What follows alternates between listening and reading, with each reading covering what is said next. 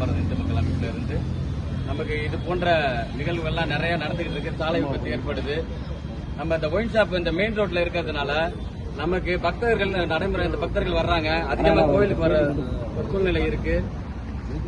அதெல்லாம் லைவ் எடுங்க. இவ்வளவு பேசுறேன், அப்ப கூட அந்த ஒயின் ஷாப்ல வந்து சரக்கு ஓடிங்க ஒரு 10 நிமிஷம் கூட இந்த கடையை மூட முடியலன்னா இந்த வெக்கங்கட்ட அரசு என்ன சொல்றது? இவ்வளவு பேர் நின்று நம்ம போராடிக்கணும், ஒரு 10 நிமிஷம் கூட கடையை மூடல. இப்ப நம்மளே போய் மூடுவோம், கடையை மூடுவோம்.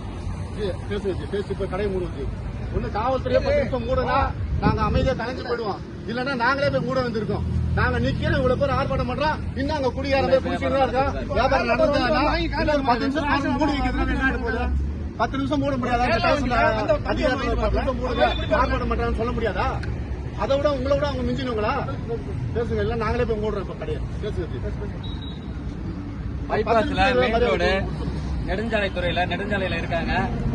நெடுஞ்சாலையில இருக்கும்போது பக்தர்கள் சமயபுரம் முக்கியமான ஸ்தலம். இந்த ஸ்தலத்துக்கு வர்றவங்க அதிகமா இருக்காங்க. பக்கத்துல சாய்பாபா கோவில் போகுது, அதுக்கு வரவங்க அதிகமா போயிட்டு இருக்காங்க. இந்த இடத்துல இவ்வளவு வச்சிருக்கேன்னா இடையூறு கிரௌடு அதிகமான உள்ள சாலை இது. இந்த இடத்துல இந்த மதுபான கடையை வச்சு மக்களுக்கு ஏகப்பட்ட இடையூறுகள் நடைபெறுது. விபத்து அதிகமா நடக்கக்கூடிய இடம் இந்த இடம். இந்த இடத்தை விட்டு அடுத்த பக்கம் மாத்தினா கூட எங்களுக்கு பிரச்சனை இல்லை. இந்த இடத்துல அவங்க கடை இல்லாத அளவுக்கு அவங்க தமிழக அரசு ஏற்பாடு பண்ணி கொடுக்கணும் எங்களுக்கு.